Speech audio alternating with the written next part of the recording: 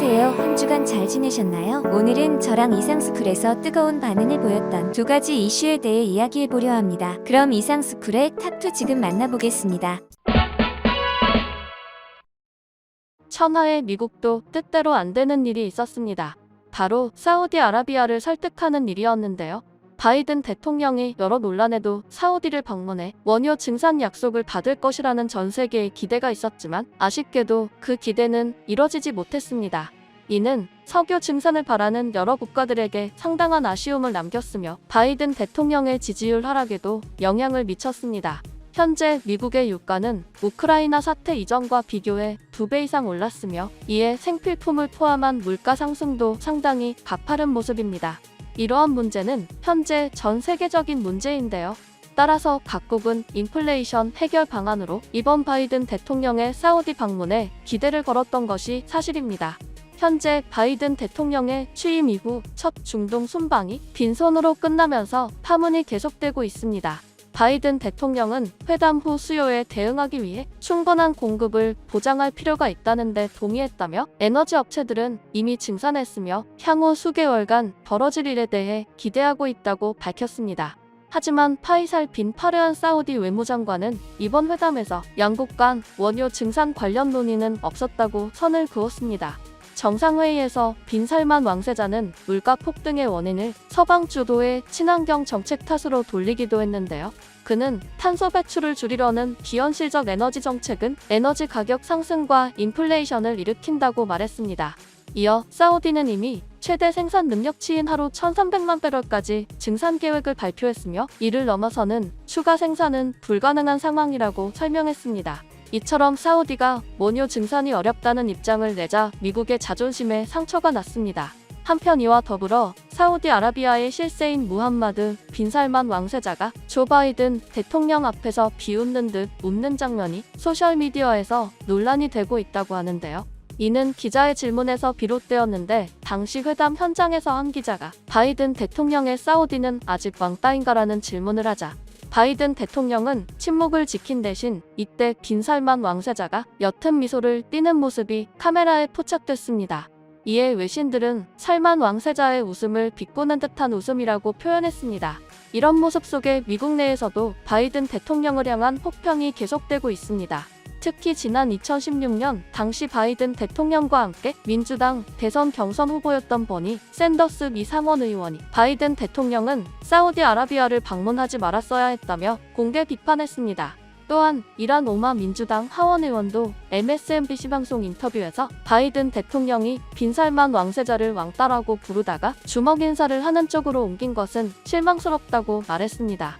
현재 미국 내부에서도 반발이 거세자 미국은 동맹국 중에 사우디와 사이가 좋은 나라와 함께 석유 증산 약속을 받아내는 방법도 거론되고 있다고 하는데요. 현재 많은 나라들이 거론되지만 한국이 대상국이 될 가능성이 높은 것으로 알려졌습니다.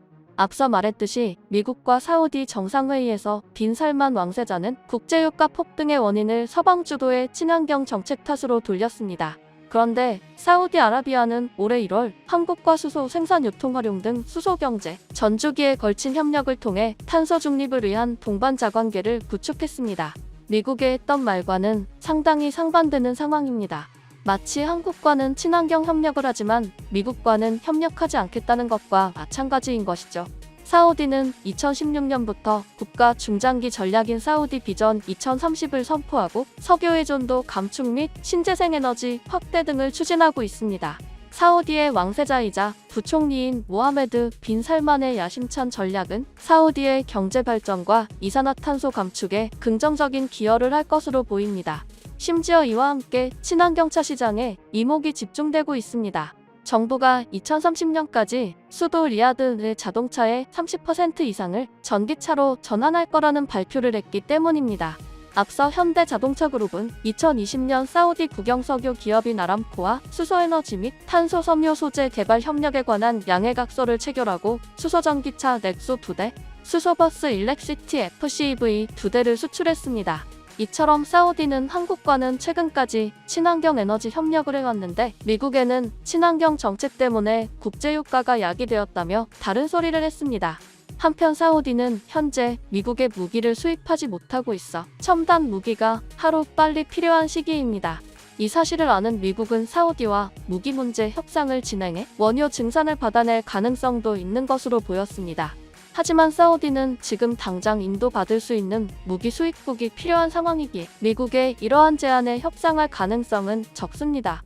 사우디가 이처럼 하루빨리 무기를 받기 원하는 이유는 현재 이란에 대응할 무기가 필요하기 때문입니다. 심지어 바이든 대통령이 사우디를 비롯해 중동 순방을 하자 이를 견제하는 푸틴 대통령이 이란 방문을 타진했습니다. 이로써 사우디는 무기 수입이 더욱 시급해졌는데 현재 사우디가 빠른 시일 내에 무기를 수입할 나라는 한국뿐이라고 생각하는 것으로 전해졌습니다. 사우디는 현재도 한국에 여러 무기들을 수입하고 있습니다. 지대공 미사일 천공2와 K9 자주포에 이어 BO2까지 수출에 성공했습니다. 지난 3월 외신과 방산업계에 따르면 한화 디펜스는 사우디 국방부와 약 9,846억 원 규모의 방산 계약을 맺었는데 이는 사우디 국방부가 국내외 방산업체들과 체결한 전체 계약 금액 중 절반에 육박하는 규모였습니다. 한편 군사 관계자들은 한국과 사우디 사이의 무기 수출은 이보다 훨씬 많은 것으로 내다봤습니다. 왜냐하면 양국이 수출 계약을 발표할 당시 모두 구체적인 계약 내용을 공개하지 않았다고 하는데요. 한화 관계자는 사우디 국방부와 방산 계약 관련 세부 내용을 일절 공개하지 않기로 합의했기 때문에 수출 품목은 공개할 수 없다고 밝혔습니다. 이처럼 미국의 무기를 수입할 수 없는 사우디는 UAE 등 주변 중동 국가들이 도입하기 시작한 한국산 무기 시스템을 하나둘 도입하고 있습니다. 이외에도 사우디는 한국의 원전 협력도 요청한 것으로 알려졌습니다. 지난 5월 31일 사우디아라비아가 한국에 12조 원 규모의 원자력 발전소 건설 입찰 참여 요청서를 보낸 것으로 알려졌습니다. 이에 윤 정부도 사우디 원전 수주에 총력을 기울일 방침을 보였습니다. 사우디 정부가 입찰 참여 요청서를 보낸 나라는 한국, 프랑스, 중국, 러시아 등 4개국으로 파악됐습니다. 여기서도 미국을 제외하며 미국의 등을 돌린 모습을 볼 수 있습니다. 하지만 러시아는 이란과 협력 관계에 있고 중국도 성능 문제와 러시아산 원유 수입을 늘리고 있기에 실질적인 경쟁국은 프랑스 정도입니다. 현재 사우디는 한국과 관련해 UAE 바라카 원전의 성공적 운영과 가격 경쟁력을 높게 평가하고 있는 것으로 알려졌습니다. 한국은 이명박 정부 당시 2009년 UAE 원전 수출을 따냈고 이후 22조 원을 들여 한국형 원전을 준공했습니다. 한국의 원전 건설 비용은 당시 경쟁 상대인 프랑스 아레바가 제시한 비용의 절반 수준에 불과한 것으로 알려졌습니다. 이처럼 핵심 산유국인 사우디와 UAE가 한국의 원전을 사용해 전력을 공급하는 날이 머지 않은 것입니다. 일각에서는 사우디가 이란 견제를 이유로 국제원자력기구의 사찰을 거부하고 있어 미국이 이를 이유로 한국의 사우디 원전 사업 참여에 제동을 걸 수 있다는 것을 변수로 꼽았는데요. 미국 원자력법 123조에 따르면 미국의 원자력 기술을 제공받은 나라는 우라늄 농축 등을 할 때 미국 정부와 의회의 사전 동의를 받아야 합니다. 한국의 수출 모델인 APR-1400은 미국 원천 기술을 도입해 개발했기 때문에 수출할 때 미국 원자력법 123조를 적용받습니다. 그렇지만 현재 미국이 사우디에 아쉬운 상황이기에 미국도 이에 관해 한국의 원전 수출을 제재하기는 어려울 것이라고 전문가들은 보고 있습니다. 이처럼 한국은 사우디아라비아와 친환경 미래에너지, 방산, 원전 등과 같은 국책 사업에 있어 상당한 협력을 계속하고 있습니다. 한편 현재 한국은 사우디의 인프라 건설에도 착수하고 있습니다. 대표적으로 삼성물산이 참여하는 리야드 메트로를 들 수 있는데요. 리야드 메트로는 사우디 최초의 메트로 건설이자 사우디의 수도인 리야드 최초의 대중교통 시스템입니다. 탈석유 미래 전략인 사우디 비전 2030의 핵심 교통사업 중 하나로 대중교통이 없는 리야드의 도심 교통난 해소와 과도한 석유 소비량 감소를 위해 사우디 전 국왕이 직접 지시한 사업입니다. 이어 양국은 지난달에도 에너지 전광급 화석연담을 가지며 고유가 상황 속 에너지 공급망, 안정성 확보와 수소 등 미래에너지 분야에서의 협력 강화의 뜻을 확인했습니다. 현재 바이든 대통령과 빈살만 왕세자의 기싸움이 거세지는 가운데 한국과 사우디의 협력은 강화되는 모습을 보이고 있습니다. 앞으로도 양국의 변치 않는 협력을 기대하며 한미동맹과 사우디의 협력의 시너지 효과가 일어나길 바랍니다. 어제 KF-21이 시험 비행에 성공했습니다.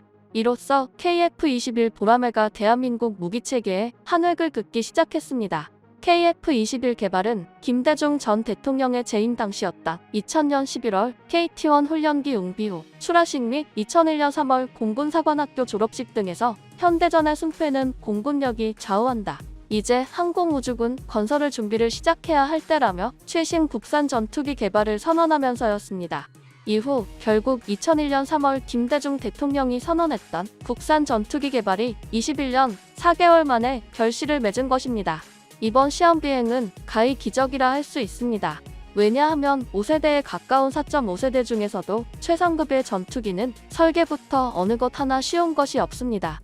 하지만 주변국들부터 불가능하다고 했던 일을 대한민국은 결국 해냈습니다. 심지어 소재, 부품 대부분을 국산화했고 A사 레이더 같은 경우는 미국이 끝까지 기술 이전을 거부해 울며 겨자 먹기로 국산 개발을 시작했는데 너무 잘 만들어서 선진국들의 찬사까지 받았습니다. 하지만 시험 비행을 마친 KF-21 보라매가 해결해야 할 과제는 아주 많이 남아 있습니다. 바로 전투기 엔진 분야입니다. 사실 다른 부품과 소재들은 거의 국산화에 성공했는데 가장 중요한 엔진은 아직 미국산을 사용하고 있습니다. 이번 KF-21의 엔진은 제너럴 일렉트릭의 F414G2400 엔진 2기를 탑재했습니다. 지휘 관계자는 F414 엔진은 22,000파운드의 높은 초기 추력과 안전성, 신뢰성, 호환성 및 정비성을 갖추고 있다며 약 20%의 추력 향상이 가능하다고 설명했습니다. 이 엔진의 성능으로 말하자면 현재 운용되는 전투기 엔진들 중 상급에 가까운 수준입니다. 물론 F-22가 사용하는 F-119 엔진과 F-35 라이트닝2에 사용되는 F-135 같은 엔진보다는 당연히 성능이 떨어지지만 현재 미 해군 전투기와 스웨덴의 전투기 JAS-39 등에 사용되며 그 안정성과 성능이 입증된 엔진입니다. 따라서 성공이 간절한 KF-21의 앞길을 가로막지 않은 엔진인 것입니다. 그런데 지휘사와 협업하고 있는 한화에어로스페이스는 앞으로 KF-21의 엔진을 국산 기술로 만들 수 있도록 하겠다고 발표했습니다. 현재로서는 한국이 전투기 엔진을 만든다는 것은 거의 불가능에 가깝습니다. 세계 항공기 엔진 시장은 지휘와 프레세니트니, 롤스로이스 등 세 곳이 틀어지고 있는데요. 이 기업들은 모두 100년 이상의 긴 기간 동안 국가 차원에서 거액의 자본을 투입하고 연구해 기술 표준을 만든 곳들이어서 추월은 커녕 추격조차 쉽지 않습니다. 따라서 이 기업들을 어떻게 한국이 따라잡고 상용화와 수출까지 할 수 있냐는 것이죠. 한국 엔진 개발진들은 그동안 크고 작은 개발을 이어갔지만 가장 눈에 띄었던 것은 5,500파운드 프로젝트였습니다. 당시 프로젝트는 무인 항공기에 사용할 5,500파운드 출력 엔진을 개발한 다음 이를 터보팬 전투기 엔진으로 발전시키겠다는 것이었습니다. 이 계획이 가능하려면 터보팬 엔진 코어 기술 개발 과제를 통하여 제시된 부품 현상을 기준으로 하여 1600K 이상 운용이 가능한 정밀 주조 부품 및 고온, 고강성 특성을 갖는 터빈 디스크용 부품을 개발해야 했습니다. 그런데 이 불가능해 보였던 일을 한국의 기술진들은 성공시켰습니다. 현재는 코어부 개발을 마무리 짓고 있으며 출력을 끌어올리고 있는 것으로 알려졌습니다. 그리고 현재 국내 기술진들은 1600K를 넘어서 1800K급 엔진을 개발하기 시작했습니다. 한편 올해 초 문승욱 산업통상자원부 장관은 추력 1만 파운드 이상의 제트기급 엔진을 개발할 것으로 시사했습니다. 당시 산업부 관계자는 1만 파운드급 이상 첨단 엔진 개발은 KF-21 전투기에 탑재할 목적에서 진행하는 것이라고 설명했습니다. 산업부 관계자는 지난 요소수 부족 사태를 예로 들며 작은 요소수 하나로도 큰 사달이 벌어졌다며 항공 엔진의 국산화 추진 배경을 설명했습니다. 그는 전투기 엔진은 국가 안보와 직결되는데 일정 추력 이상은 다른 나라에서 팔지 않으려 해 애로를 겪곤 한다고 덧붙였습니다. 결국 수출과는 별개로 국가 안보상의 이유로도 국산 엔진이 꼭 필요하다는 것입니다.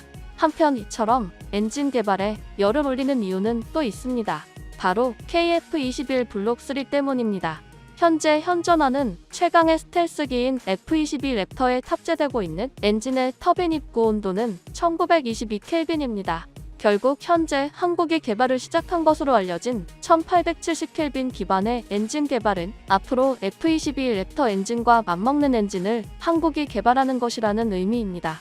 한국이 이처럼 고성능 엔진을 개발하는 것은 주변국들이 혹시 수출을 안 해주면 어쩌나 하는 걱정을 덜 수 있기 때문입니다.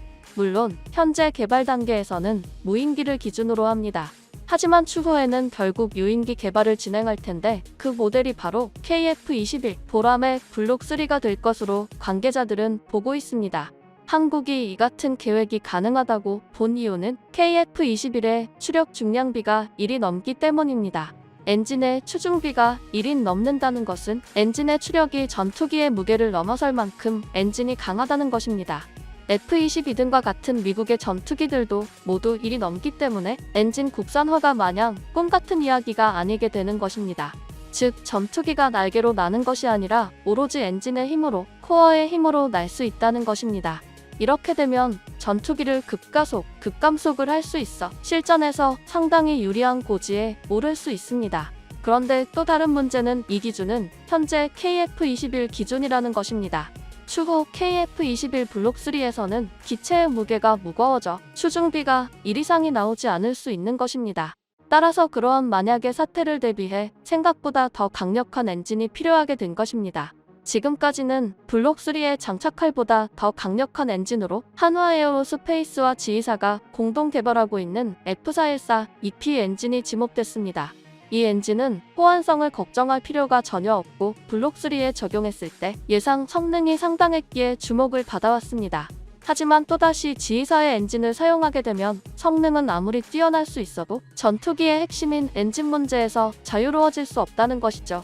따라서 국내 연구진들은 시제기 양산이 모두 끝나고 공군에 인도될 2032년까지 1870켈빈 이상의 엔진을 개발하려 엄청난 노력을 하고 있는 것입니다. 즉 1870켈빈 수준의 엔진 또는 그보다 높은 성능의 엔진을 개발한다면 현재 미국에게 종속되던 위치에서 한국과 KF-21 보람에는 자유의 몸이 될 수 있습니다. 또한 한국은 엔진까지 국산인 초순수 국산화 전투기를 가지는 나라가 되는 것입니다. 매번 선진국들이 엔진 제공 여부를 걱정할 필요가 없어지는 겁니다. 그런데 한국의 이러한 계획을 보고 일각에서는 절대 불가능하다는 입장을 보이고 있습니다. 그리고 한국이 만약 F-22 수준에 다다라도 그때쯤 미국은 더욱 뛰어난 성능으로 발전한 상태일 것이라고 말합니다. 실제로 현재 F-35에 들어가는 F-135 엔진의 터빈 입고 온도는 무려 2260켈빈에 달합니다. 심지어 현재 한국과 협업 중인 미국 지휘사의 차세대 미래 엔진의 터빈 입고 온도는 2520켈빈을 목표로 하고 있습니다. 그런데 한국이 엔진 종속 시대를 끊겠다며 개발 중인 엔진은 1800켈빈에 불과해 일각의 주장이 나온 것입니다. 다시 말하자면 한국이 최소 10년 아닌 2030년대에 F-22 랩터 수준의 엔진 개발에 성공한다고 하더라도 현재 세계 무대에서는 선진국들을 절대 이길 수 없습니다. 이처럼 엔진 성능의 숫자들만 보면 현재 한국이 국산 엔진을 개발하는 것이 헛수고인 것처럼 보입니다. 결국 엔진을 개발해도 국내에서만 사용된다면 비용 부담이 큰 것은 사실이기 때문입니다. 그리고 첩첩산중인 것이 한국이 국산 엔진을 개발한다면 미국과 유럽의 엔진 선진국들로부터 더 이상 최신 엔진과 기술을 협력할 수 없을 수 있다는 주장도 나옵니다. 한국이 아무리 엔진 종속을 벗어나려는 이유만으로 개발했어도 선진국들이 보기에는 그냥 자신들의 경쟁사가 하나 더 늘은 것으로 보여지기 때문입니다. 그런데 한국 연구진들이 이러한 사실도 모르고 개발에 착수하지는 않았을 것입니다. 원래 세계 엔진 시장은 제너럴 일렉트릭, 프렛 앤 위트니, 롤스로이스 이 세 개 회사가 독점하고 있다고 해도 과언이 아닙니다. 그런데 전문가들은 현재 엔진 시장의 독점이 깨질 징조가 보이고 있다고 하는데요. 실제로 일본은 엔진 협회 JAEC를 설립했고 이를 본 중국 또한 AECC를 출범시켰습니다. 결국 일본과 중국도 서방국들처럼 항공 개발을 국가적 차원에서 관리하기 시작한 것입니다. 그래서 한국 개발진들은 일본과 중국이 엔진 개발 경쟁에 뛰어든 만큼 한국이 개발을 시작한다고 해도 서방국들로부터 큰 피해를 보지는 않을 것이라고 주장합니다. 심지어 미국은 중국을 견제하고 있으니 한국의 엔진 개발을 전폭 지원해줄 가능성도 높다고 보기도 합니다. 그리고 한국은 다른 것은 몰라도 지금까지 개발에 착수 또는 예정한 것은 모두 이뤄내 왔습니다. 또한 무기 개발은 극비에 진행되는 부분이 상당하기 때문에 현재 공개된 사실보다 얼마나 앞서 있을지 알 수 없습니다. 국산 엔진 개발과 더불어 하늘 높이 날아오를 KF-21과 대한민국을 응원합니다.